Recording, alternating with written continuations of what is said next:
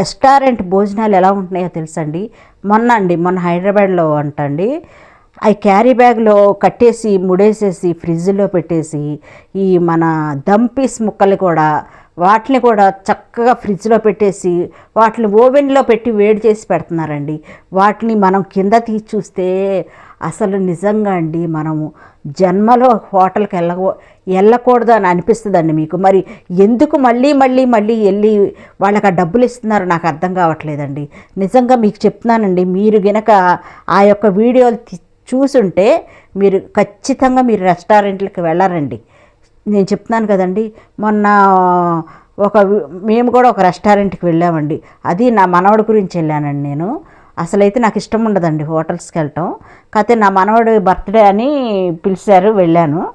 వెళితే అండి అక్కడ ఇప్పుడు మనం ఆర్డర్ చెప్పామనుకోండి, ఏంటి డిమ్ లైట్లు అండి, మళ్ళీ పెద్ద లైట్లు ఉండవు మళ్ళీ, ఎందుకంటే ఆ పురుగులు ఆ బూజు పట్టింది మనకు కనపడద్దనేమో డిమ్ లైట్స్ పెడతారు కదండి.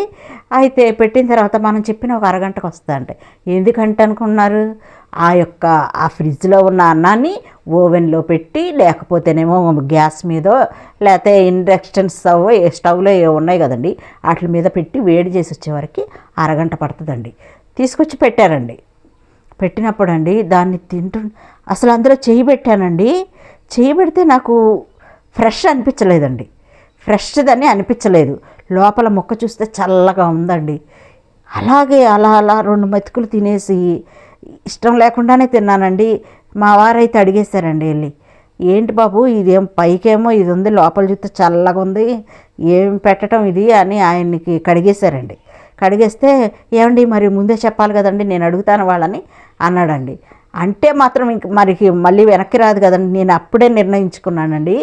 తర్వాత నేను చాలాసార్లు మన న్యూస్లో చూశానని చెప్పేది కదండి, నిన్న కాక మొన్న చూసింది అయితే నిజంగా భయంకరం అండి.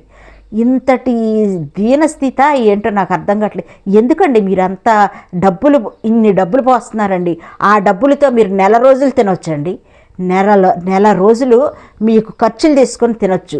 అలాంటిది ఒక్కసారి వెళ్ళి ఆ యొక్క భోజనాలు తిని అనారోగ్యం పాలవుతున్నారు, కడుపు పాడవుతుందండి.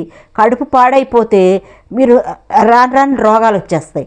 అవసరమా అండి మీకు ఆ టేస్ట్ ఇన్ సాల్ట్ అని ఆ ఫుడ్ కలర్స్ వేస్తారండి, క్యాన్సర్లు వస్తాయండి. మీకు తెలియట్లేదు. మీరు ఖచ్చితంగా ఇలాంటి అవాయిడ్ చేస్తారనే మీకు అవేర్నెస్ కోసమే ఈ వీడియో చేస్తున్నానండి. థ్యాంక్ యూ అండి. బాయ్.